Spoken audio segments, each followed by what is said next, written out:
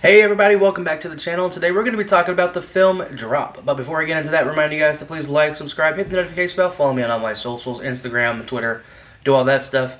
And without further ado, let's get into the video. So Drop is a thriller that follows a young woman who has just gotten over the death of her husband and being single, and has now started to go dating again. Is at a date with this guy to go to a restaurant, and while she's on her date, somebody keeps sending her ominous messages and telling her that they're going to kill her kid if she don't kill her date, which is Brandon SCINN, who is the guy that she's seeing. This movie definitely is a thriller.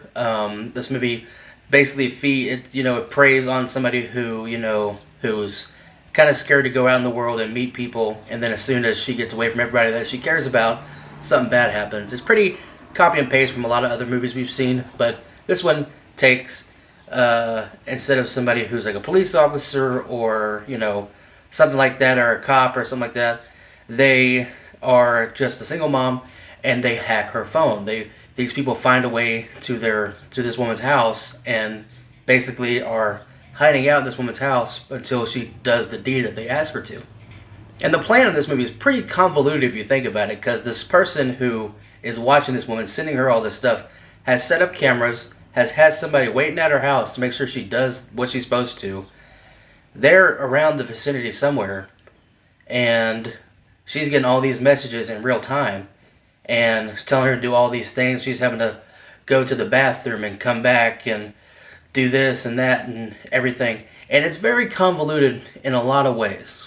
However, it does keep you wondering, like, who's going to be the person behind all this all? Is it her ex-husband? Did he not really die? That's kind of what I was thinking throughout the movie. I was like, is her ex-husband not really dead? Did she think she killed him and then he actually is trying to get back at her? Thought something, is bold to do something like that. But what they did, the reveal of it, was very interesting. And I didn't think about that being a possibility when I watched the movie.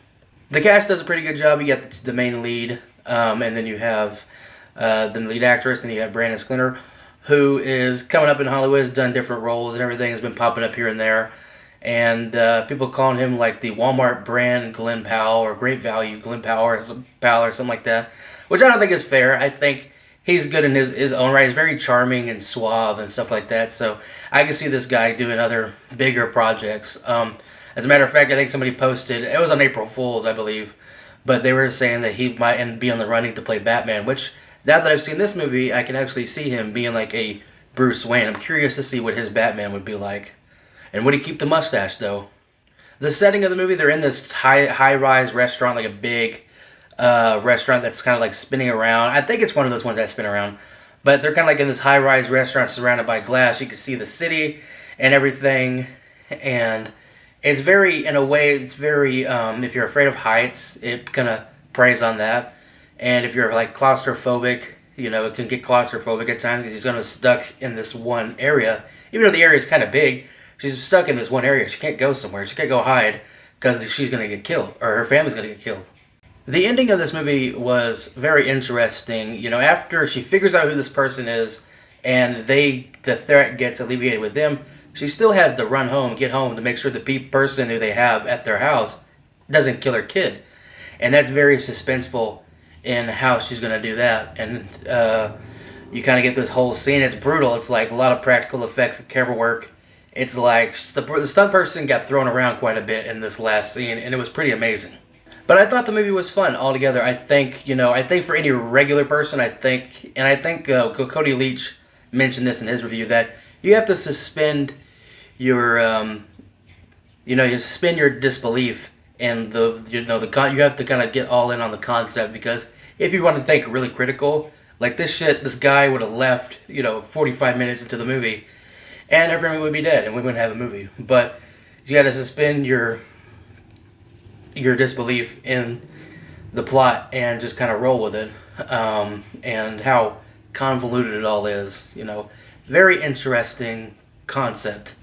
And it was done by the same guy who did Freaky and Happy Death Day and those types of films, which were pretty fun. I really did like Freaky. I reviewed that on my channel a long time ago, like when I first started. So go check that out. Kind of a bad review. But But yeah, I like this director. I'm curious to see what he will do next, and I'll check out more of his movies. I'd say give it about a 3.5 stars. You know, fun movie. I recommend it if it comes out on streaming. And yeah, what did you guys think of the movie? Did you like it? Did you think it was scary, or did you guess the guy who was trying to do all this stuff right away? Let me know what your thoughts are in the comments below. And with that being said, thank you guys for watching. I'll see you in the next one. Bye.